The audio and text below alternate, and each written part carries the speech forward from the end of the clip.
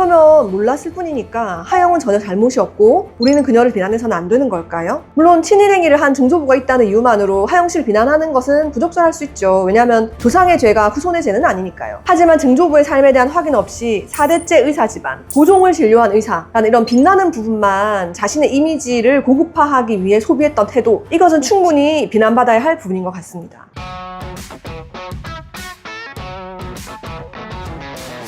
안녕하세요. 이혼 전문 변호사 변경민입니다. 같은 드라마의 남녀 주인공인데 정혜인 씨는 조상 때문에 다시 주목을 받게 되고 하영 씨는 조상 때문에 사과까지 해야 되었습니다. 배우 하영 씨는 방송에서 4대째 의사 집안이라고 자랑스럽게 이야기를 했다가 증조부 안상호의 일제강점기 행적이 알려지면서 친일 논란에 휩싸였죠. 금수저인 줄 알고 4대째 의사 집안이라고 자랑했는데 알고 보니까 친일파 후손이었던 거예요. 이에 비해서 정혜인 씨는 다산 정약용의 직계 후손임이 재조명되고 있습니다. 사건의 시작은 4대째 의사 집안 자랑이었습니다. 하영 씨가 옥탑방의 문제아들에 출연해서 자신의 집안 이야기를 하게 되었는데요. 증조부가 일본에서 서양의학을 공부했고 한양에서 양의원을 열었으며 고종 황제를 진료했다는 내용이었습니다. 그리고 증조부부터 할아버지, 아버지, 언니까지 이어지는 4대째 의사 집안이라는 가족사를 소개했는데요. 사실 하영 씨는 이전 인터뷰에서도 이 가족사를 이야기하면서 증조부의 경력에 대해서 자랑스럽다는 취지로 여러 차례 말했다고 합니다. 그런데 친일 인명사전을 편찬한 민족문제연구소가 하영의 증조부인 안상호의 행적에 대해서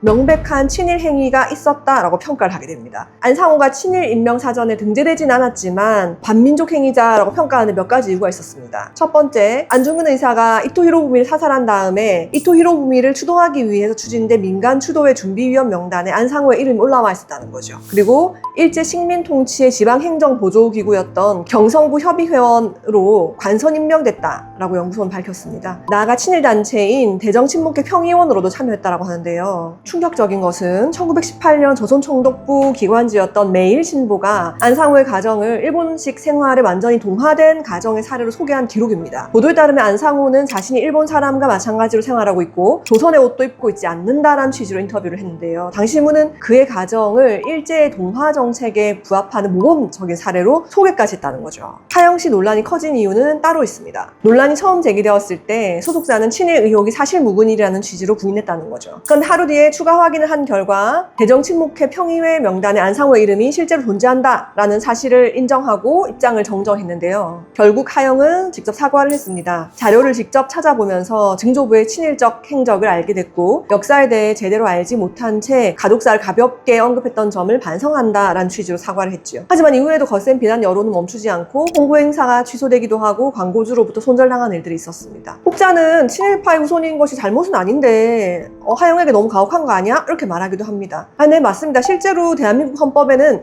연좌제 금지라는 것이 있습니다. 대한민국 헌법 제13조 3항을 보면 모든 국민은 자기의 행위가 아닌 친족의 행위로 인하여 불이익한 처우를 받지 아니한다 라고 규정되어 있습니다. 헌법재판소 역시 본인과 아무런 실질적 관련성이 없는데 단지 친족이라는 이유만으로 불이익을 주는 것이 연좌제의 본질이라고 설명을 해왔습니다. 그러면 몰랐을 뿐이니까 하영은 전혀 잘못이 없고 우리는 그녀를 비난해서는 안 되는 걸까요? 독일은 히틀러의 만행을 사과하고 후손들이 같은 잘못을 하지 않게끔 철저한 역사 교육을 한다고 합니다. 그런데 하영 씨는 친일을 한 조상들로부터 왠지 불리한 가족사는 숨기고 유리한 가족사에 대해서 자랑하는 교육을 받은 것인지 왜곡된 자신의 가족사를 수차례 자랑스럽게 말을 해왔습니다. 이렇게 금수저임을 자랑하는 하영 씨의 태도는 국민들의 역사관과 정의관념을 반할 뿐만 아니라 상대적 박탈감을 주어서 큰 상처가 되었다는 점에는 아마 이견이 없을 것 같습니다. 친일을 한 대가로 반민족 행위자들이 부와 권력을 쥐었고 그 자손들이 남들보다 앞선 출발점에서 유리한 경쟁과 성공을 이끌 수 있었습니다. 이에 비해서 독립운동가의 자손들은 빈곤과 궁핍 속에서 어렵게 생계를 이어가는 일이 많다는 것이 알려진 사실입니다. 때문에 우리 법은 후손이라는 신분 자체를 처벌하지는 않지만 특정한 친일 재산을 환수하는 제도를 두고 있습니다. 헌법재판소와 대법원도 친일 행위의 대가로 취득한 특정 재산을 국가에 귀속시키는 것은 후손 자신의 경제활동으로 취득한 재산까지 빼앗는 것은 아니기 때문에 연좌제에 해당하지 않는다라고 판단을 했습니다. 그래서 2026년 6월에 친일 반민족 행위자 재산의 국가 귀속 등에 관한 특별법이 제정되었고 26년 12월 3일부터 시행 예정입니다. 새 법은 친일재산조사위원회를 다시 설치하고 친일재산뿐만 아니라 일정한 경우 그 처분 대가까지 환수할 수 있도록 제도를 강화했습니다. 다만 안상호가 과거 국가위원회의 1006명 공식 결정 대상에 들어있진 않아요. 새 위원회의 조사 대상이 될지라도 현재로서는 확정적이지 않습니다. 그리고 설령 친일 반민족 행위자로 판단된다 하더라도 후손의 모든 재산이 환수되는 것이 아니라 법률상 친일 재산에 해당하는지를 개별적으로 입증하고 판단을 해야 됩니다. 어쩌면 하영이 비난받는 이유는 가족사를 어떻게 대하느냐, 조상을 어떻게 대하느냐라는 태도의 문제일 수 있습니다. 같은 드라마에 출연 중인 정혜인 씨는 다산 정약용의 둘째 아들인 정학유 계통의 후손이라고 합니다. 조선 후기 최고의 실학자였잖아요. 목민심서를 쓴 정약용입니다. 얼마나 자랑스러운 조상입니까? 그런데 정혜인 씨는 과거 방송에서 어릴 때는 정약용의 후손이라는 사실이 크게 와닿지 않았다. 하지만 성인이 되어서 역사를 공부하면서 자부심을 느끼게 되었다. 그리고 오히려 행동에 조금 더 신경을 써야겠다라는 생각이 든다라고 밝히기도 했습니다. 즉 정약용이라는 훌륭한 조상이 있으니까 이 이름으로 내가 무엇을 얻을까가 아니라 내 행동이 혹시 그 이름에 누가 되지 않을까를 먼저 생각한다는 겁니다. 조상의 명예를 자신의 특권으로만 생각하지 않고 자신의 행동을 돌아보게 하는 하나의 책임으로 받아들이고 있다는 거죠. 이는 윤주빈 씨의 태도에서도 마찬가지로 드러납니다. 윤주빈 씨는 윤봉길 의사의 종손입니다. 그런데 7년 동안 그 사실을 숨겨왔습니다. 배우가 되겠다고 했을 때 가족들이 윤봉길 의사를 절대로 상업적으로 이용해서는 안 된다는 취지로 당부를 했기 때문입니다. 그래서 자신이 윤봉길 의사의 후손이라는 사실을 연애활동에 이용하지 않고 살았다라는 거죠. 이에 비해 하영 씨는 어떤가요? 자신의 증조부가 누구인지 정확한 역사적 행적을 알거나 공부하지 않은 채 조상을 자랑하면서 자신이 금수저임을 마케팅적으로 이용해왔습니다. 물론 친일 행위를 한 증조부가 있다는 이유만으로 하영 씨를 비난하는 것은 부적절할 수 있죠. 왜냐하면 조상의 죄가 후손의 죄는 아니니까요. 하지만 증조부의 삶에 대한 확인 없이 4대째 의사 집안,